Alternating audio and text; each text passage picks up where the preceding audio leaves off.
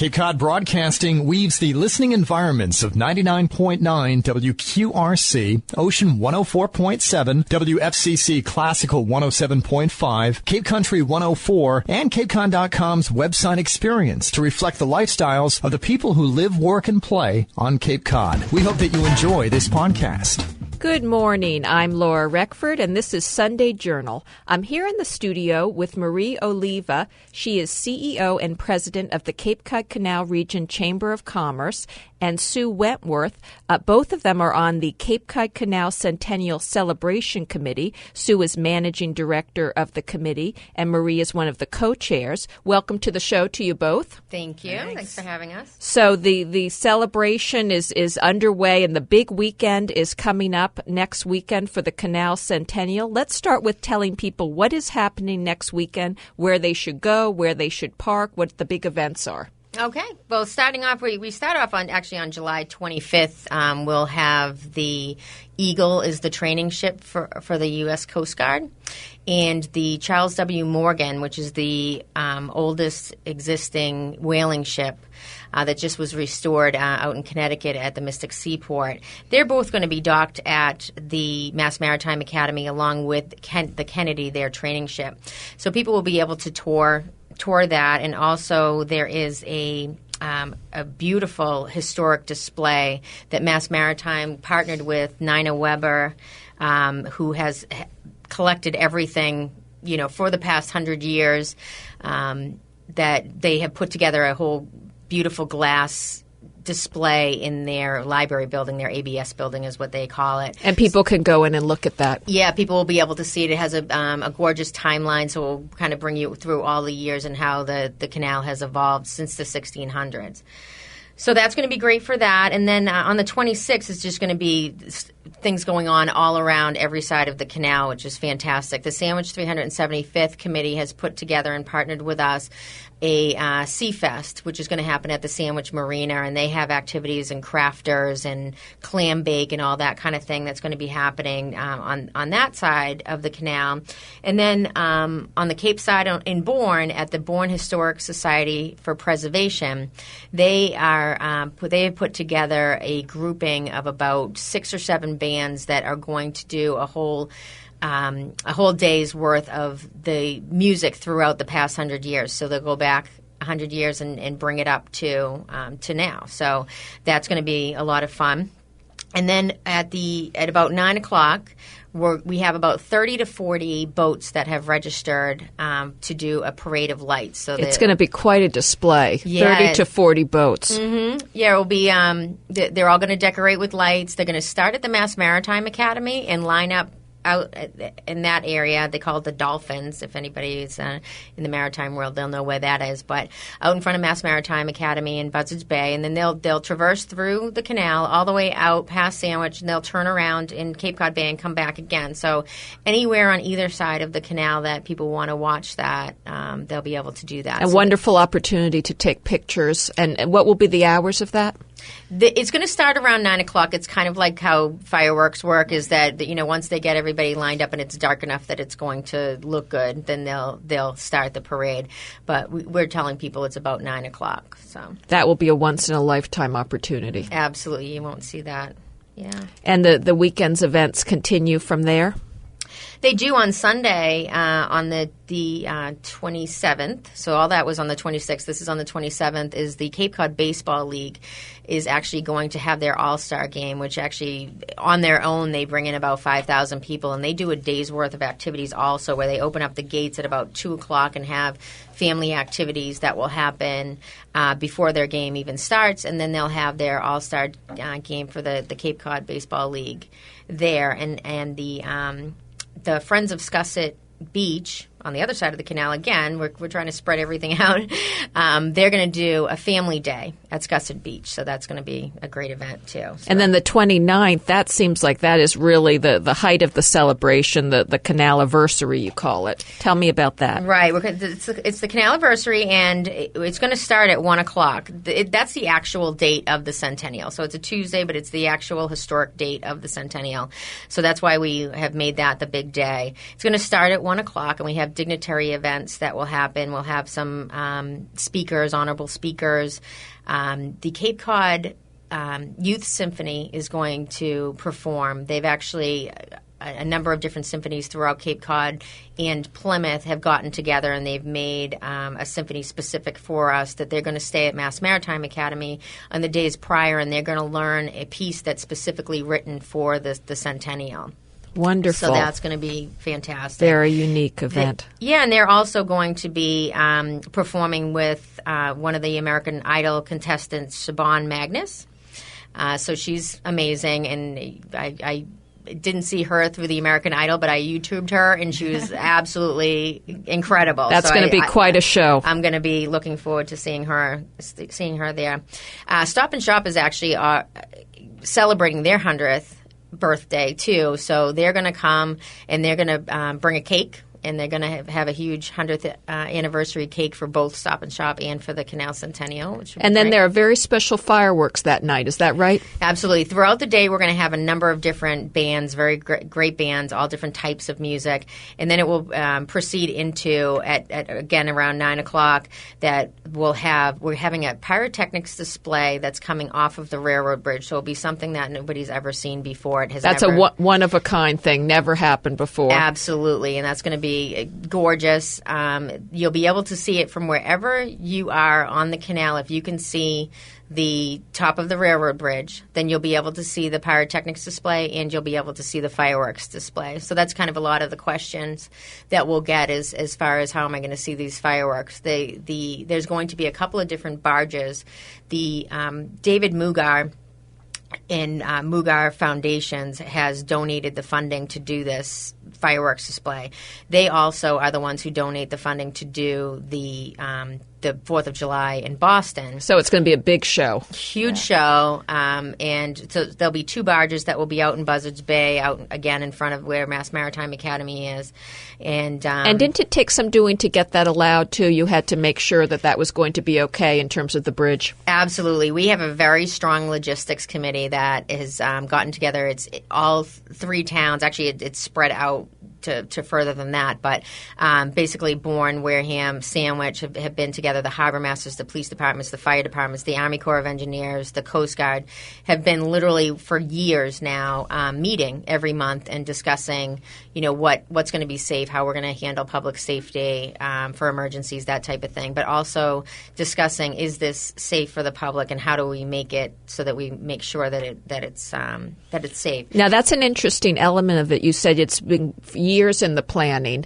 How did this all come about with the planning of the Centennial? I just wanted to add regarding the issue of the fireworks and to say that Admiral Rick Gernon, he insists that we call him Rick, so we call him Rick Gernon, but he really was able to solicit the sponsorship, so we got to give him great credit for that. Absolutely. But also he stayed on top of this issue throughout working with the committee and the logistics committee to make sure this happened. So he was all over this issue with the I know US those Army Corps of fireworks, Engineers. those were very important Yes. to have that be sort of the final bang of the celebration. Yeah. Yes. And then, but you said this went back years, and so that's interesting to me because I know some of these committees planning other big anniversaries this year. Maybe they started a year ago or a little more than that. But did you start planning this Centennial more than a year ago? Right. It was actually almost 3 years ago that this was started, and we sat around a table at the Beachmore at the Mass Maritime Academy, and I called up Rick and said, would you mind being the chair? It's just an honorary position, right? And I was like,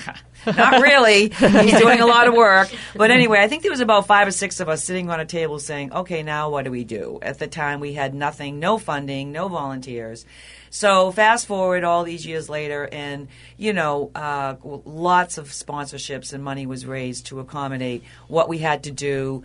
About 60 volunteers, several different committees working. And we brought in Sue in the middle of this because we needed some strong leadership, administrative help, which she actually brought to it, and that's why we were able to do it.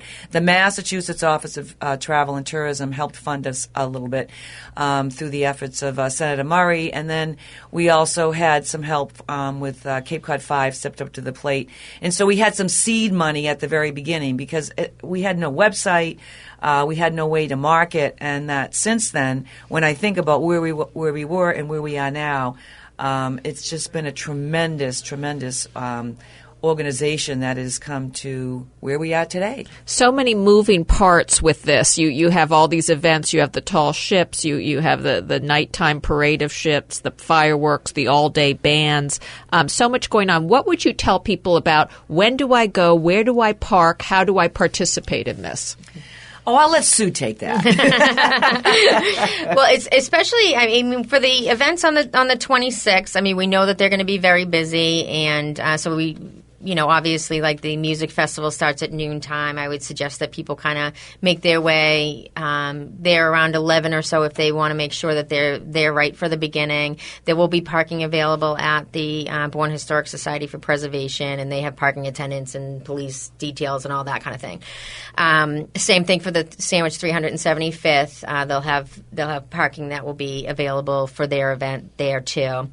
As far as the Parade of Lights, again, if you can see the canal, you're going to be able to see it. So that wherever you can find a parking space, then that's great. And I think that there'll be plenty on both sides of the canal. For the 29th, it's a little bit more tricky, and we want to make sure that people know that we are going to have a lot of people wanting to be, especially in the Buzzards Bay onset area, to be able to get up and close and see everything. So if you want to be in that area, in the Buzzards Bay area, in the onset area, we do definitely recommend that you come earlier in the day. There's going to be plenty of things to do. We have antique cars that are from 1914. We have engineering activities. The Boston Engineering Society is setting up a tent, and they're doing kids' activities that are engineering based. We have roaming entertainers, games. There's a whole bunch of things going on, and food vendors. So it'd be a great time all day long. So the earlier the better that you can get there. And obviously, we have a list of parking areas that we're just sending out as suggestions. But unfortunately, we can't regulate the parking. It's a public event. It's a free event. So people are going to need to go out there and kind of find their own parking. There are a lot of suggestions online. So if they go to Cape Cod Canal Centennial.org, then you'll be able to click right on to where we suggest and what you can't do. You can't watch from the Bourne Bridge. You can't as a pedestrian. That is one thing that people have asked me a number of times over, and that's an absolute no-no.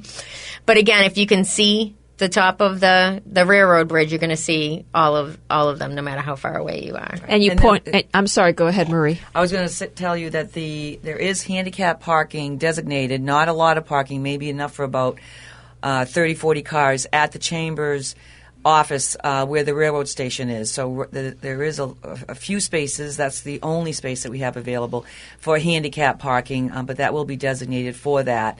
And then there's a 300 car parking lot by the U.S. Army Corps of Engineers next to Buzzards Bay Park. That'll be taken up very quickly. So those are two spots right there on Main Street. Otherwise, there's parking all along Main Street, both sides, probably up to maybe 50, 60 spaces there. And then there is parking, and I'm sure, and I have no doubt, that there'll be churches along the way and other private property where people might charge $5, $10 to park. So I have no doubt people will find places to park, and it'll be fine, be okay. And one thing Sue mentioned, and I wanted to be sure to emphasize, that it's free. Almost everything going on is free. Is that right? We're not charging for anything. The tall ships have a suggested donation amount. Different tall ships that they're really regulating their own, and they tour them. But it's really a suggested donation.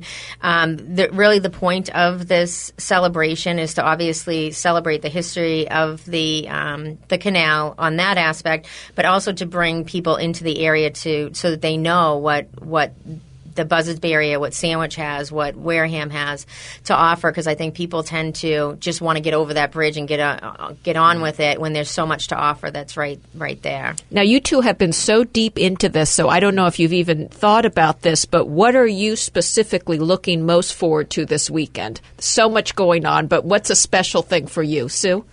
I think, well, the whole day of activities on the 29th especially.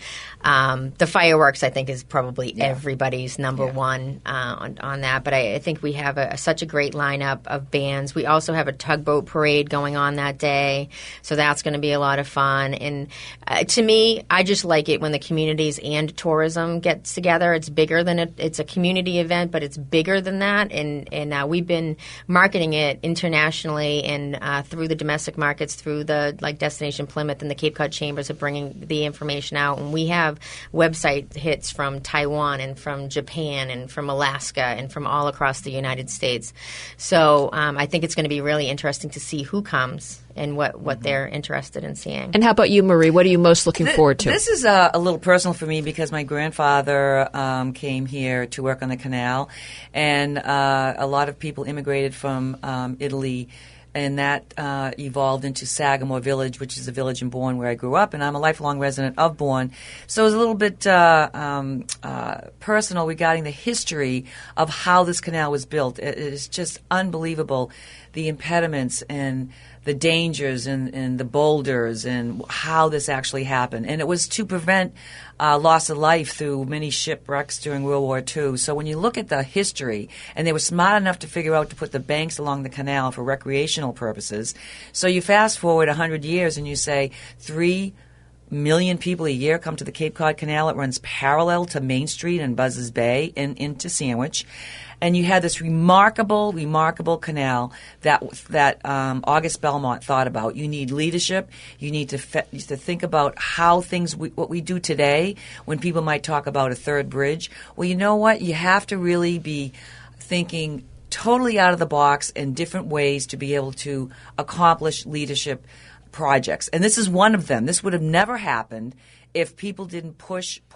No wasn't an option, just like the fireworks. When they said no, it wasn't an option. So I look at the leadership aspects of all this back in 1914 to where we are today, and then say, we're a Chamber of Commerce. We do economic development. This is great for the area, great for business. It's a shot in the arm.